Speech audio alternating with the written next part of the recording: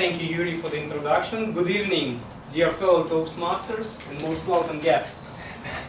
It is my pride to speak in front of you at such a great dinner celebrating the last meeting of the Toastbusters Club in spring 2018. And I'm genuinely hoping that you have enjoyed your main course as much as I did. At least my snails escargot were mouth-watering. You know what? There are two things that I truly enjoy in my life. One is traveling, and the second one is eating good food. But there is one thing that really makes me being over the moon, and that is eating good food when I travel. I close my eyes and I can sense it. I can taste it. I can smell it. That nice lobster at the Lobster and Burger restaurant on the Manhattan Island. La Tortilla, served at the 500-year-old restaurant in the historical district of the city of Quebec in Canada. Bone marrow in a fancy restaurant in the Soho area at the heart of London. There is one meal that I loved over them all, which I will remember until the end of my days. While we are waiting for desserts, let me share a story with you. Some of you may remember a friend of mine. His name is Sasha.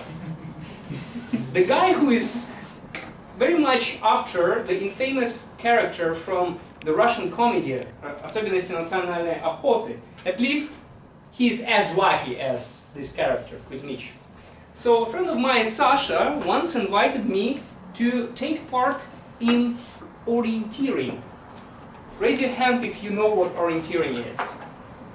Okay, half of the audience, that's great. For those of you who don't know what orienteering is all about, orienteering is a kind of a sport where you are given a map with the checkpoints marked on it, and your goal is to move from one checkpoint to the next one at speed using a compass and the map, and basically whoever gets the fastest to the very last point wins. Simple enough. Sasha did warn me that orienteering was taking place in a forest. But honestly, I wasn't taken aback. First of all, because at the time I was accustomed to camping and hiking trips. But most of all, it wasn't just a random forest. It was a Canadian forest. Sasha, I see Canada written on the back of your shirt and a nice Canadian maple leaf on your chest. Let me ask you, have you ever been to a Canadian forest? No, my sister brought. Your sister brought your t-shirt, and it's there is a chance that she might have been to a Canadian forest, but just so to tell you what Canadian forest looks like, so that you have this picture in your head, imagine the Gorky Park in Moscow, right beside us. Spice it with some wilderness, and that's the kind of a Canadian forest you get. So like nice alleys, paved roads, bio-toilets, all that kind. So when Sasha invited me to take up on the orienteering game in the forest, I was expecting a joyful activity.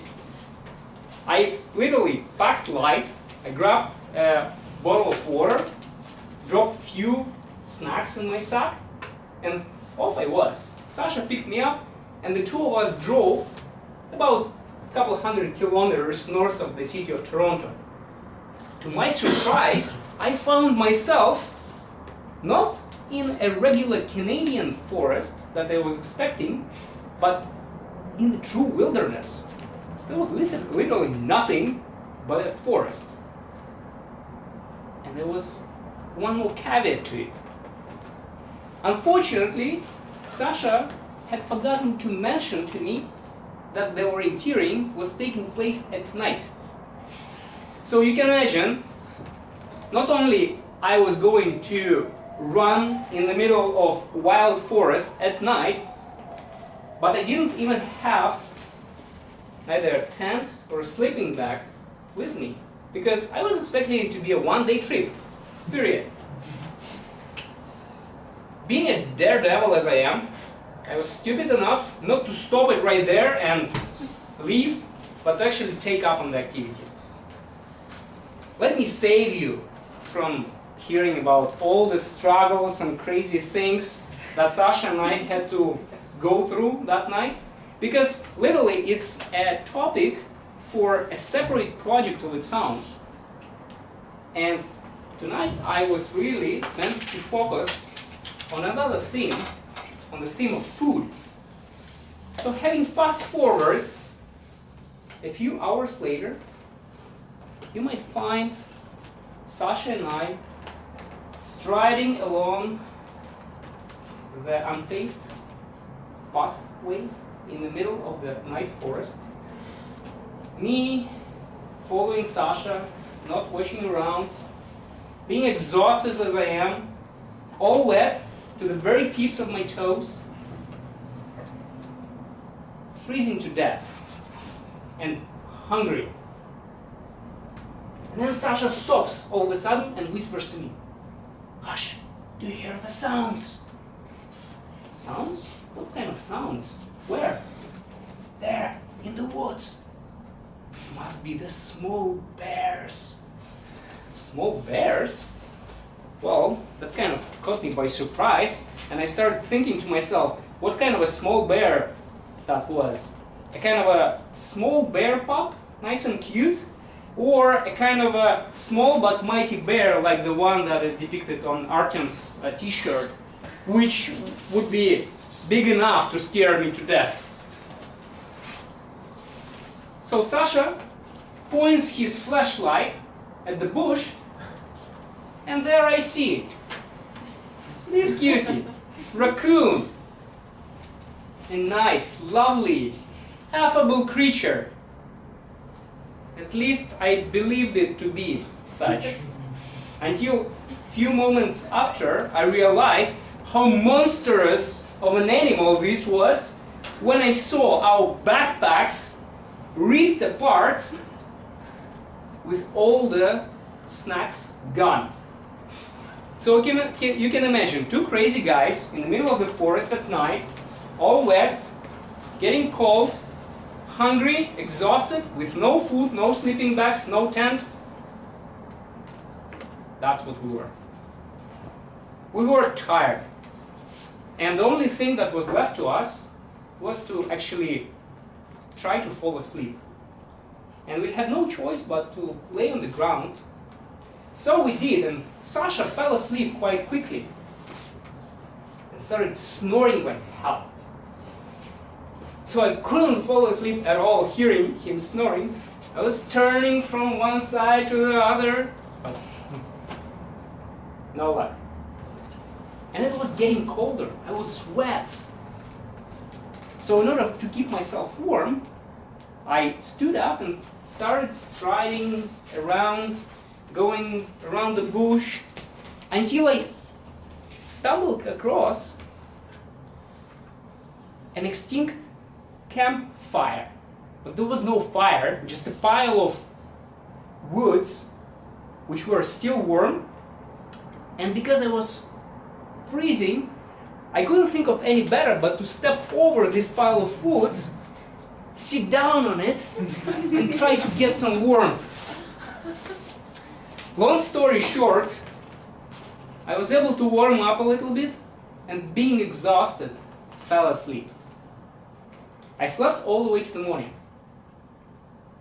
And then I woke up to hearing somebody calling me by my name. And before I even opened my eyes, I could sense this divine smell. The kind of a smell that was penetrating every cell of my body. That's how amazing it was.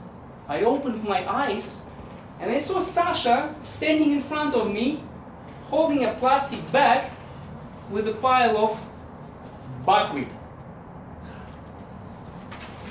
Here, eat some, Sasha told me. I just met some Russian folks who stationed nearby and they shared some buckwheat with us. I grabbed the plate and, hungry as I was, I started wolfing down on this buckwheat. And believe it or not, at that point, I didn't need any fancy ribeye steak or sashimi or snail's escargot. The only thing that was penetrating my mind at that point was, geez, this is the best I've ever had. And I kept on munching on the buckwheat. So in conclusion, dear friends, I'd like to say, let's be grateful for the blessing we've had at this dinner tonight. And I hope you will enjoy your dessert. Thank you.